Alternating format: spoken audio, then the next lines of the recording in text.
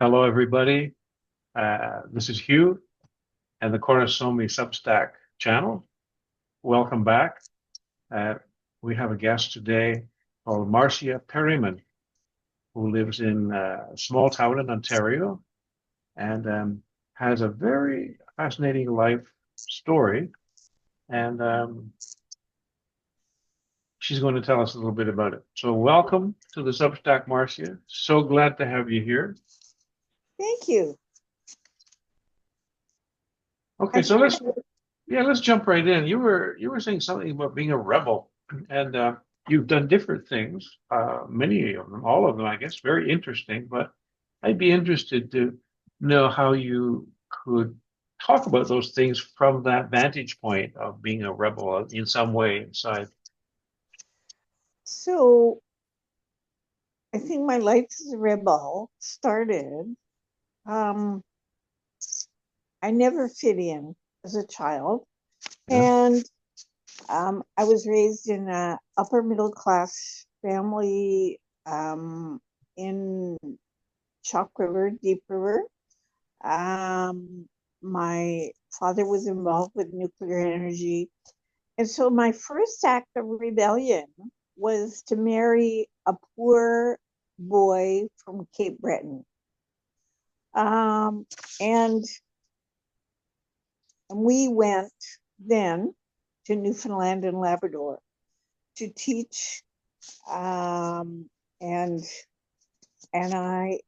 we ended up with two Newfie kids and a Newfie dog. In 1979, yeah, Uh-huh. um, I started uh, a Women in Crisis project. Mhm. I in Aurelia, um, and my first decision was to hire four people who all had trauma experience, and they didn't have education, they didn't have degrees, um, and we quickly found ourselves in the midst of domestic violence. So I threw in $100 with another staff person and we rented an apartment. And that apartment often had 16 people sleeping on air mattresses on the floor. Mhm.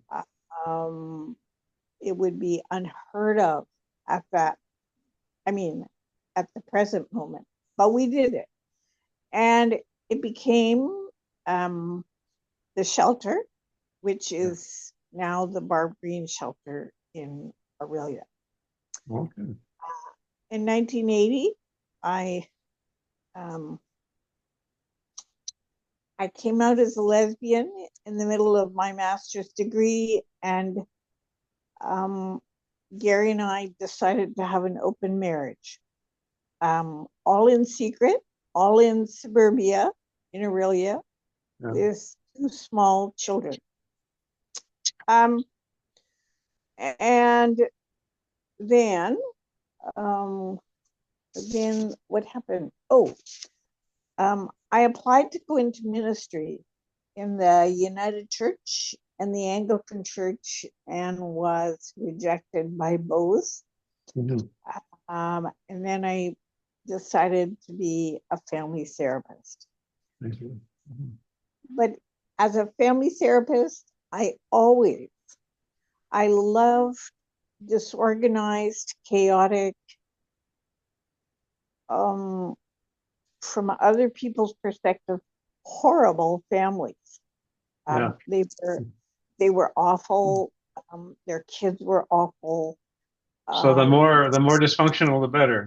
the more dysfunctional, the better. Bring it on. They were rude. They were crude. They were. Um, the other thing that happened during that year is that I visited on a weekly basis a young man who was charged with murder one. Mhm. And this was in Aurelia.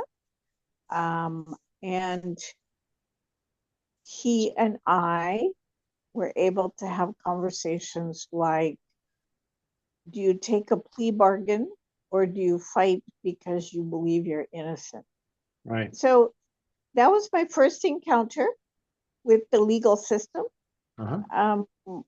and the jail system and how that all works. Then later, I entered ministry with a Metropolitan Community Church for gays and lesbians That's in the right. Yeah. middle of the AIDS crisis, and tried to also be a family therapist with children's mental health. And during that time, I had to keep that separate because being a homosexual working with children was Mm. pretty Complicated. suspicious. Yeah. Yeah, very complicated. Right. So I was a minister for 14 years and founded two faith communities. Um, and then I left. Um, I Well, left when Christmas Eve service was so boring. I wanted to read my book. And you know what? The gig is over. Um, but I truly loved it. yeah. Um, But I loved it's like the BB King blues song, "The Thrill Is Gone." You know that one? that the thrill had gone. Yeah. Absolutely. So um, then in 2005, um, this man in the Ottawa Valley invited me to do men's groups. And Mhm. my partner at the time and most women saw it as a betrayal of any kind of feminist uh, beliefs. Right. Um, um, I It opened a whole world for me. It opened a whole world of male trauma, the pain of being a man, Mhm. um, the struggles, um, and I really liked it. Um, and I ran groups on my own, and most people kept saying to me, "Don't you ever get scared?" And Uh, right. I I have never been scared. Mhm. Um, and So just a quick question. The participants in the men's groups that you facilitated, were they there because the court had ordered them to do a men's group? correct, Okay. correct. Yeah. So so at that time it was a 16-week group, and the kind of thrust of the group was, power and control, and um, how violence doesn't work, and whatever. It was a very preachy group. Um, um, but I would turn it around into, okay, so what are your strengths and where do we go from here and what do you want to accomplish? Um, so when, oh, my other rebel, by the way, during that time in my life, Yeah. um, it was, I wanted to study poverty, Mm. um, because I was still a family therapist at that point. Right. And so I went to this industrial cleaning company. Um, I I had never done manual labor in my life. So I told this woman that I wanted to lose 20 pounds and I thought industrial cleaning would be fun. She Okay. she laughed at me and she said, be there at 7 o'clock on Saturday morning and blah blah blah. And I went, okay. Um, and I I learned so much about what it's like when you're working at the lowest level of employment. Um, I never told them that I was university educated. They were tough, well, tough, aggressive, um, but really fun. Um, I really enjoyed it. I we used to in industrial cleaning, you go in fast and you get out fast and Mhm. you pay attention to detail and um, you don't move things because people can set that up so that they perceive that cleaners steal stuff. It's Um, like so um, it's fast and dirty. it's fast and dirty, and the mostly women who do it are are crude, straight up, you Yeah, know, right. they're yep, real honest. So Mm. Well, um I'm gonna stop you for a moment, Marcia, um, and then we continue. I'm just sort of getting curious as I listen to your story, especially with this rebel leitmotif. And so, in these different iterations of your career, I guess we could call it, um, working with children, um, working with men's groups, um, working as a minister in the LGBTQ plus church, Metropolitan Church, serving that community, and then now the industrial cleaning. What was the sort of underlying, what was going on? What were you looking for? Or what part of you was wanting to express itself through this attraction to the, I won't say the dark side, but the sort of the front lines of social work, in a way, I suppose you might say, I think understanding. Go ahead. I think it's it's for me. um I've never felt comfortable in this world. Mm, So then how do we change it? mhm, How do we make it how do we make it better? Um right. and I I left. Now I still do cleaning, by the way. But I left most of my social work positions because you end up doing band-aid work, and you quickly realize that the whole system doesn't work. The the Mm, world is mm, it right. it's just Yeah, I it's get not you. I we hear what don't you're saying. Yeah. It's sort it's I not a kind of world. it can feel sort of hopeless sometimes when you become Correct. aware of that band-aid kind of thing that, well, maybe you help one person for a couple of hours, but then they go right back out and Then what? reinfect themselves or whatever all over again. Like if you're working with addictions and this and that. And it's like there's a systemic, they talk about systemic racism and systemic this and that. It's like the whole system is corrupt in some way and sort of doomed to falling apart. So, but it's interesting, your personal experience, probably growing up, in your middle class family and so on, was that you didn't feel like you belonged or the world wasn't comfortable for you. So you thought, well, maybe I can help to make it more comfortable for myself and maybe for other people along the way. Well, that's part of it, and the Yeah. other part is I'm I'm a wounded healer. Yeah. And so if you never fit in, um,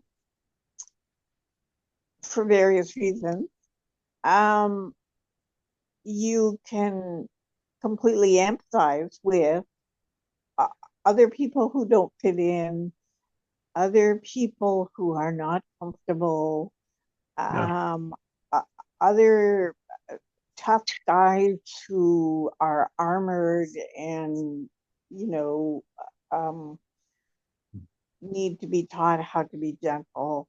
Um, and yeah, that's that's very much. And then of course, as a lesbian, I identify with my tribe. So my tribe of gay and lesbian people, um, we have the progress that we have made in the last 20 years. Um, I quit in 2000, so that's 25 years ago. Okay. Um, but the progress we have made is I mean, Extraordinary. frankly, frankly, we are now boring, which I'm not sure whether I enjoy being boring, but uh, For a rebel, that's not. You'll have to liven it up. You have to juice it up somehow. yeah, maybe whatever. Yeah, but but but the pain in Yeah. the 80s and 90s was incredible, Mhm. especially when you saw young people, young guys dying of HIV and AIDS and families totally rejecting them. And Right. it's like, holy smokers. Um, so, you know, that's, that's, that's also where I come from. Um, Mhm. and the legal system is, is just, it is so dysfunctional and so, um, it is so based on um, revenge. Yes. There is no there is nothing beyond that. There is no and so I retired a month ago because I truly believe that unless the whole system of domestic violence gets looked at from a therapeutic standpoint, um, the numbers are going to continue to go up. The government is going to continue Mhm. to Mhm. plow more money into it. And we are going to continue to have femicide. We're going to continue to use language like this is now an epidemic. Yes. Well, so what? Like, Seems to me that most people, I mean, this is a generalization, of course, there are lots of exceptions always, but most people in our society, at least here in the West, don't really know themselves very well. And when there are threats, threats to the culture, threats to gender, or threats to the society, threats to the nation, um, what comes up is fear. And then along with the fear is anger and defensiveness. And so it's become so easy for people to point the finger at the other, whether it's men and women, or left and right, or Palestinian and Jew, and that the other one is bad and wrong, and I'm the good one, and I hate those people because they're threatening me. So it's it seems to me that if we were able to just look inside and search for those parts of ourself that we hate or that we're afraid of, or mhm, maybe we wouldn't want anybody to know, our shadow, in other words, And we could, like the wounded healer, a chiron in Greek mythology and astrology, go down into the dark well where the hurt child is still hurting and look it right in the eye and say, I'm here for you now. Talk to me. Let's talk. Embrace it. And then allow that pain and suffering and darkness and fear to transmute alchemically into gifts and gold and jewels and bring it up to the surface into the light and then integrate ourselves. And then we're going to be in a better stance to be able to go into an authentic dialogue situation and begin to solve some of the polarities and divisions in the world. I think also, I think you're right. And I think, and when we look at it, the dark side of a culture, all right, Yeah. we either want to deny it, or we want to put those people away, either in institutions or jails or whatever. Yeah. Out of sight. Okay? And so when you look at domestic violence, and what frustrates me is this is not rocket science.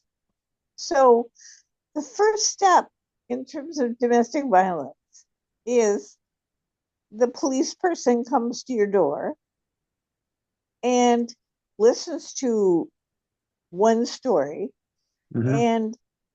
and then there is a 366 charge of assault. That's it.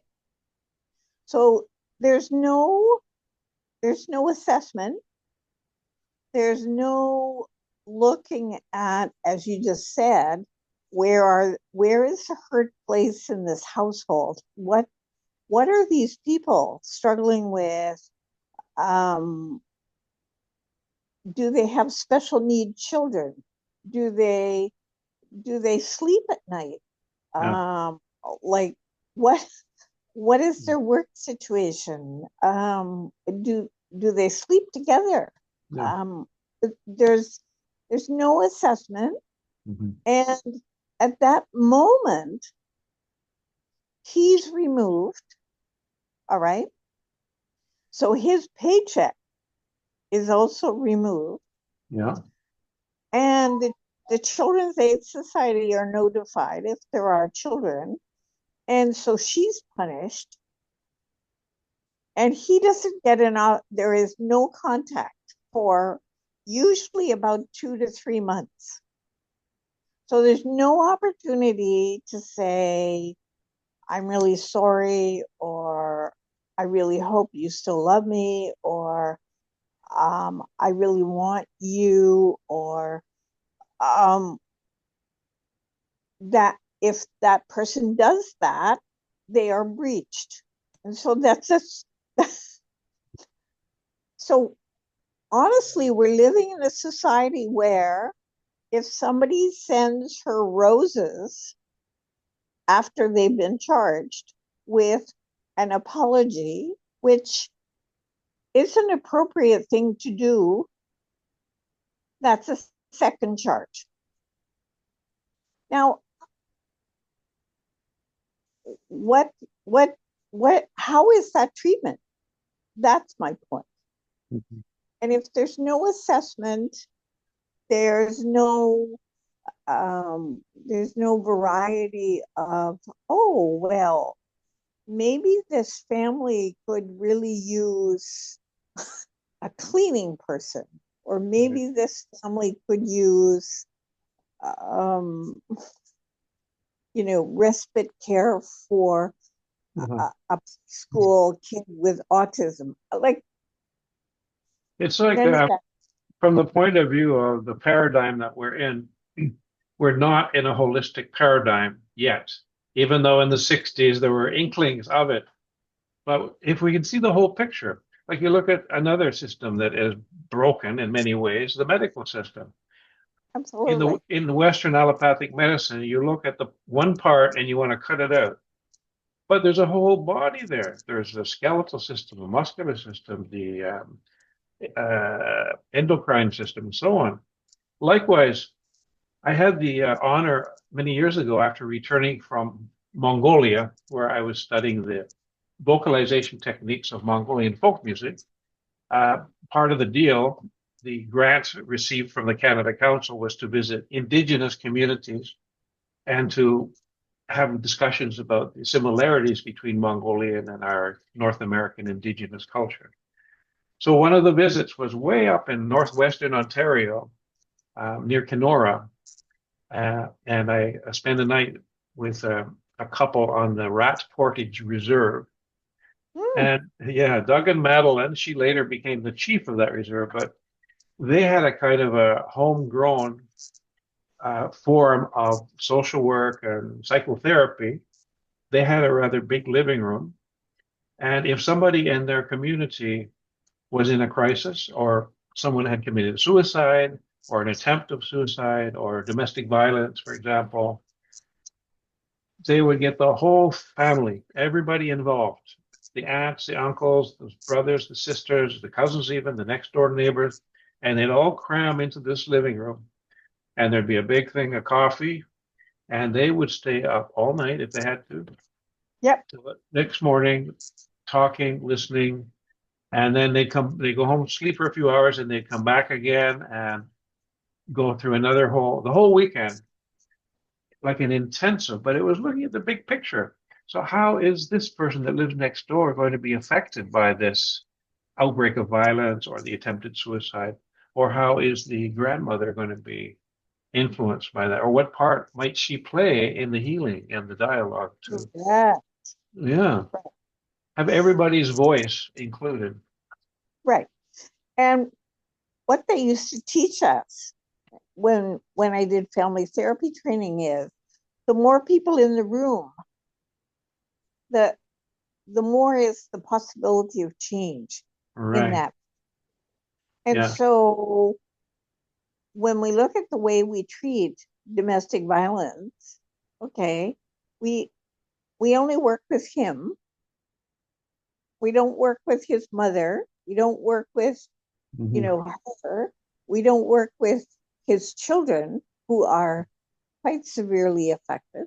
Yeah. All right. Um, and it's an extremely limited um, a- approach. And it's based on punishment. Right. And and I've never believed that anybody changes their behavior because of punishment. You you you basically push it further and further down and you sit and do your time. Now, but I will also say that my experience with drug addiction is that I think jail is helpful for them. Okay. How do you define the difference there?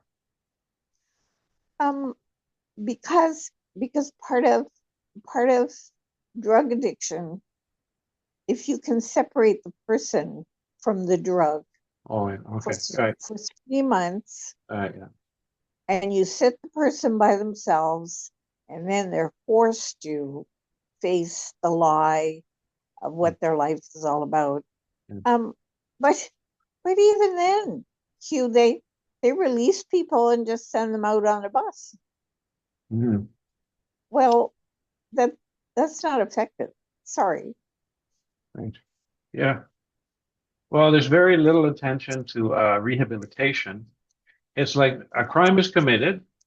People can acknowledge, okay, it's a crime. But what comes before the crime? And what comes right after the crime? Before you get to the punishment part, what comes Right. before and after the crime? You have to sort of like the crime, you can say that's like the downtown of the city, but what about the suburbs? Um, what's happening there? Correct. Again, it's like more of the bigger picture, whether it's spatial or time wise. Absolutely. Yeah. And and on a bigger level, what what kind of despair is it that puts somebody over the edge Yeah. where where they actually do things like drive into a daycare center or drive into somebody. I'm personally, I'm now personally fascinated with um, people who are using their cars to cause incredible damage and to kill people. And what what is that about? And they're particularly young men, No. um, and they're very dangerous, Well, because their despair is so bad that they don't want to live anymore. So it's yeah. like, okay, Well, in some places, not the United States, but a lot of countries, people have more cars than they have guns. And so correct. a big piece of metal with a motor is a powerful weapon. But also, just like the house can become like a symbol of ourself, you know, like in a dream, if you're dreaming about a house, being in a house, it usually refers to your own body or your psyche. But likewise, a car, and because you can make a lot of noise, you get a lot of speed, it's very male. It's like Mars, you know, the symbol for Mars. Mhm. It's like the penis, you know, outward and onward. Really. Yeah, so when a young male especially is in a car and he's got all that power at his fingertips, foot on the gas, he can do a lot of damage if he happens to be in a disassociated state or high, perhaps on some substance at the end of his Absolutely. tether. Yeah, very dangerous. Yeah, So yeah, my question to you, yeah. and my question to me at 76 is, where do we find hope? Yes. Well, that could segue very nicely into the second part of our conversation. I like to call these authentic dialogues because I like to chip in a little bit too and throw my 2 cents in and listen and back and forth. Oh, you're good at it. Was that? You're good at it. Oh, thank you. Yeah. Well, you too. So another very interesting part of your service, we'll call it, currently is a course that you're helping to organize and facilitate. Um, so I'm interested from the point of view of the rebel motif, leitmotif, and also about that question about how can we do something that is partially satisfying, at least, not just a band-aid solution, but feels like it's contributing to the betterment of the generality of mankind. So your course is called Resilience and Resilience and acceptance in the face of collapse. beautiful, beautiful title. Yeah, And the the paradigm is that Western civilization is in collapse. absolutely. I agree. And so um, our job is, how do we stay awake during that collapse? Yeah. How do we face the fear and face the despair and face the grief, in healthy ways rather than unhealthy ways? Um, how do we build community? Because that's what's going to keep us going. Um, and how do we adapt as things get tougher? Um, Right. Well, um, I'm going to, you're asking all these questions, so I'm going to take the liberty of answering one, just hopscotching from what we were just talking about of having the bigger group in the healing process. Not just the one client who's the bad boy or the bad girl, but so maybe, for example, grieving. How do we grieve successfully?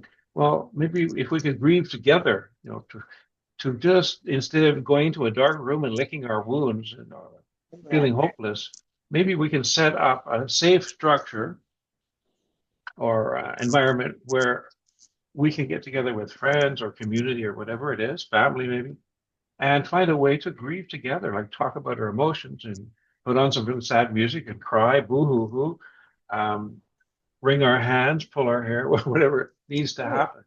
Yeah, well, Francis Weller, who's written a great book on grief, yeah, um, says that grief has to move through you, yeah. and and we need to grieve together. Mm, And in some sense, that's what the people on the reserve were doing when they're all packing into a living room yeah, and they're talking about their right. community pain. Um, they there's something absolutely beautiful about broken people getting real Mm, yeah, rather than sort of still pretending that life is okay, right. Yeah. or I can still buy on Amazon, so don't worry about it. Or um, I think you're right. We we we don't know how to build a centric community. And Right. one of the wonderful things, just to go back to that, is um, in the 80s and 90s, it was quite wonderful to work with gay and lesbian people who were in a centric community because Right. we were all so oppressed that we couldn't deny it. It Yeah. it it was awful. It was a common Uh, ground, right? right. So I mean, we could cry together and we could bitch together and we could, protest together and you know that that's what needs, in some sense, that's what needs to happen. Yes, exactly. And that particular example, there are other examples too, but it's a good one. And as you said, there's been so much progress in a relatively short period of time. It could be a template that the whole society could adopt and learn from in the healing process. And it's Well, go ahead. I I yes, that that's that's what needs to happen between Palestinian and Jewish people, for instance. Uh, Right. they they have to talk about their common traumas and Mhm. their common pain, and that's where we have to get to the gender thing, which Yes. is, you know what, we're, this binary has never worked, Oh, and it's so oh, dysfunctional. These books like Men Are From Mars and Women Are From Venus. oh, Yes, of course there's some differences, but what we share, the oh, humanity, we all have two absolutely, eyes, 10 fingers, a heart, genitals, a bum bum, and a mind and a soul. And that's right.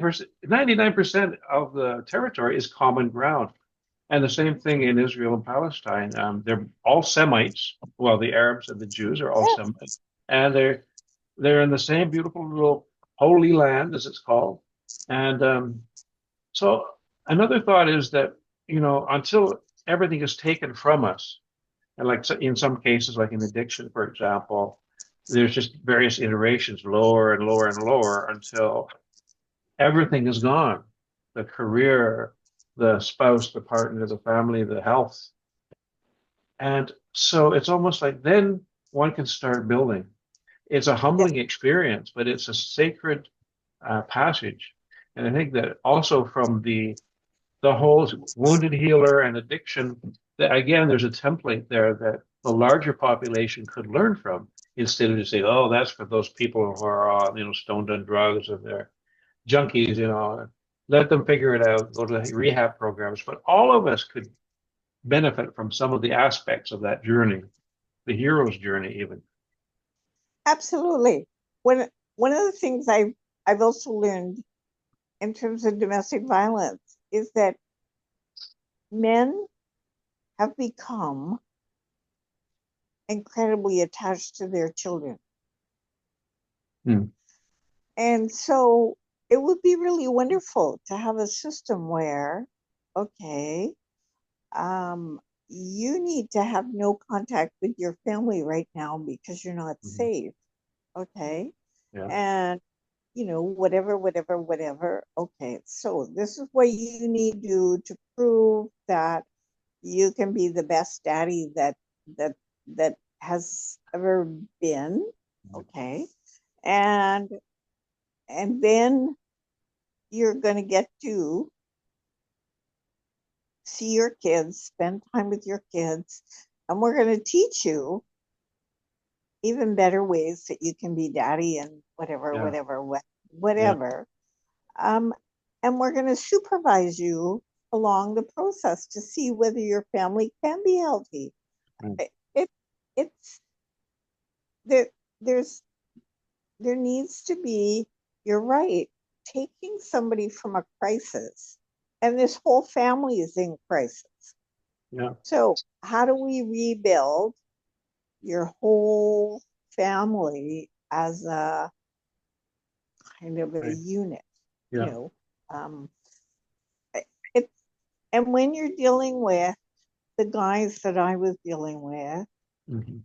um, it's really basic stuff. It's Yeah. like, so who makes supper? Right. Practical things. Yeah. Well, internationally, we could extrapolate that the dynamics, and the archetypes that occur within a family or the family constellation. Extrapolate that into the international, the geopolitics. And Absolutely. when there's a country that's acting up or committing a crime or whatever, or in a really tough place, let's take Israel and Palestine or Ukraine. There's another, Sudan. Um, well, if there were an international government, like not just a UN agency, but a government that had the trust and confidence of all the nations of the world who elected it, then if one country is starting to kill its own people, for example, then there could be an international army or military force which would come in and hold a hand, so to speak, to help that country through a process and evolution until it's safe for people to let their guard down again and live normal lives and put food on the table. And Correct. not punishment, but protection, actually, like the UN peacekeeping forces, that idea. But it would have the legitimacy and the authority of a world government, which was elected by all the community of nations. So instead of one country, which is really a dysfunctional, and all countries are dysfunctional these days, some more than others, but if it's going through a real dysfunctional crisis, then it could accept or maybe be forced to accept the help of the bigger picture again, the community of nations, sending some support in and Mhm. healing professionals and yeah, Absolutely. right. So, you would bring together Mr. Putin and Mr. Zelensky and basically talk about, so this is not working. This is going to ruin both of your countries. So, all Mm, right, so let's look at the issues here. mm, And in some sense, if you go back to the larger group in the living room, okay, you would bring advisors or wisdom keepers to be also yes, in the room yes, with these two, right, these two dudes, and maybe from their own countries to sure. say, you know what, we want this to stop. It's it, For the benefit of all, because more and more the world is one. We always have been, but it's one it's one economy. It's the world economy. It's not the Canadian economy anymore. There's one environment. It's the world environment, planetary. So if there's a disease in one country, it starts to spread and it can affect the whole world in a way that it never could have 100 or 300 years ago. absolutely, as my corporate son says, if my American customers are losing money because of our counter tariffs, They're Right. not buying as many websites from my company. Exactly. Yeah. It comes It's down to the bottom line. That's the practical application of a spiritual principle. Or so we could talk for hours, I'm sure, but just before just so that people would be tempted to listen to our video or watch, try to keep it relatively short. But this, if someone were interested in plugging into the course that you're offering, what would they do? Or what does it involve? Like a there's a website okay, called Resilience and Acceptance in the Face of Collapse. okay, And I'm starting to teach on Thursday, on the 18th, and we're still accepting registrations. oh, So if people want oh, to come, it's all online. yeah, Doesn't matter whether they're Canadian, North American, British, yeah, whatever. It's excellent, Thursday at 1, and yeah, we go from great, there. excellent, and it's on Zoom, I suppose, or Yeah, yeah, yeah. So that's a yeah, good time. So if people at 1 o'clock in the Eastern time, I suppose, right? correct, Yeah, because correct. people watch this Substack from different Right, Nigeria and Brazil. right. Um, it's a good time to allow people from Russia or Europe to or Africa to join in. And that's why we set it up at 1 o'clock so we could Yeah, attract people from Europe. excellent, great. And So is there a fee? nope. Oh my And goodness! Wow. it's based on the gift principle. So there is no fee. I'm not paid. We're all volunteers, and it's come on over. That's Yeah, beautiful. Wow, that's really nice. It's so refreshing, to come across services that are free, or by donation even. absolutely. Yeah, And it's we need and we need more of that. yes, we do. Absolutely. Yeah. So thank you for the opportunity, and let's have a coffee sometime. Yeah. Well, we've already solved all the problems of the world, so what's left? Super. Dessert. All right. Coffee and pastry. All right. Take Okay, care, Peter. Marcia. Thank you All so right. much. All Bye. right. You're very welcome. Bye bye. Cheers.